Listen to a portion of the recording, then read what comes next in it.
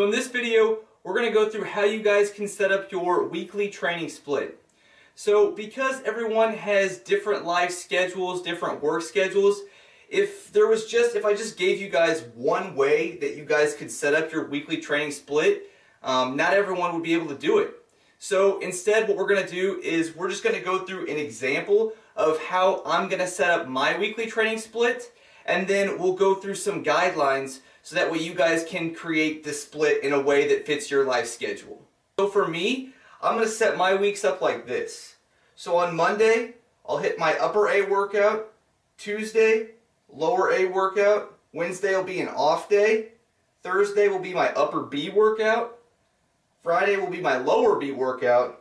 Saturday will be my shoulders and upper traps specific workout. And then Sunday will be another rest day.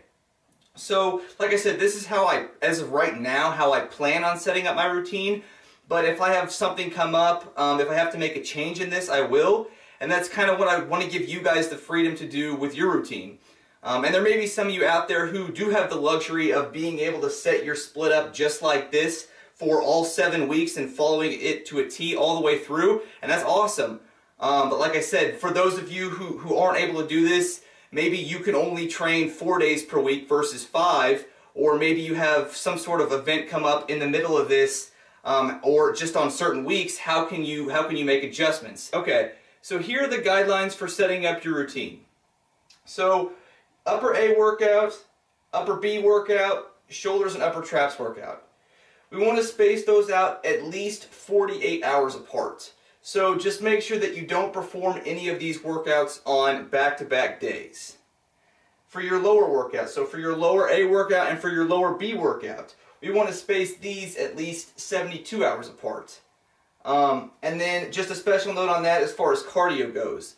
So if you really want to maximize your performance on these lower body workouts, really try to minimize the amount of cardio you do prior to one of these workouts.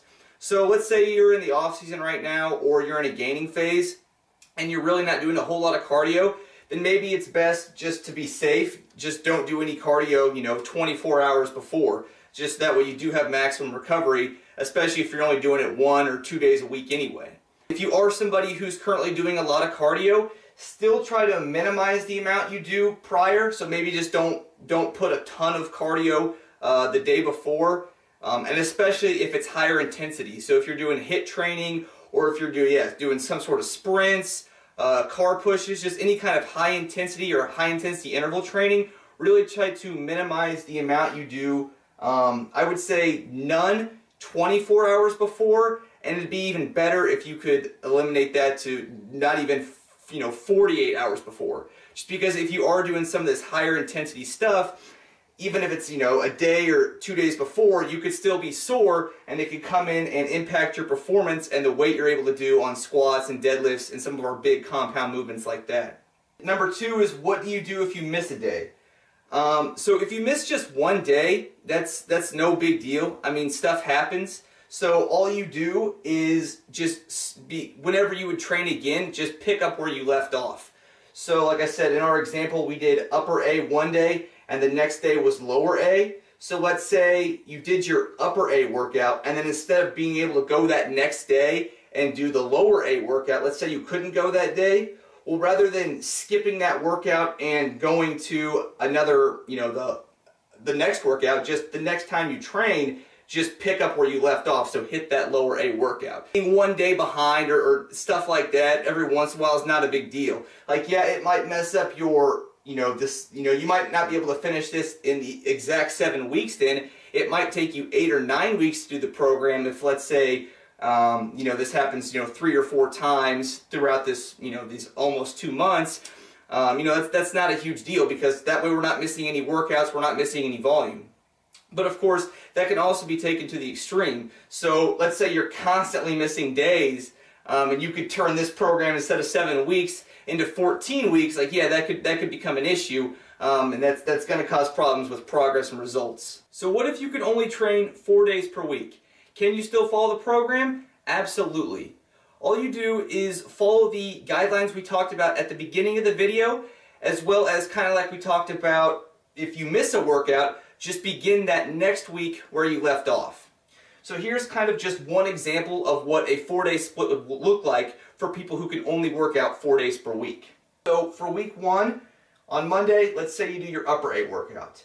On Tuesday, let's say you do your lower A workout. Wednesday, you take an off day. Thursday, you come back to your upper B workout. Friday's an off day. Saturday's your lower B workout. Sunday's an off day. So all you would do is on that week 2, you would just pick up where you left off. So you ended on the lower B workout, so now you would go on to your shoulders and upper traps workout. And then, again, thinking about some of those guidelines from the beginning is you never want to do 2 of those essentially upper body pressing workouts in a row. So you want to take, have at least 48 hours in between. So therefore your next day would be an off day, and then you would pick right back up with your upper A workout. So again, just keeping the order of the workouts in order, and then taking into context kind of some of those guidelines from the beginning, and you can easily, it's definitely viable to do this program training only 4 days per week. And what that does is, instead of being a 7-week program, it turns this into an 8-week program. It takes 8 weeks and 5 days. And really, it's not stretching out the program that much longer at all. So really, it's not a huge deal. So, like I said, it definitely works well both ways. If you guys have any questions, be sure to leave them in the comment section below and I'll get back to you. And in the next video, we're going to go over rest periods. So how to set up your rest periods for each of the workouts. I'll see you soon.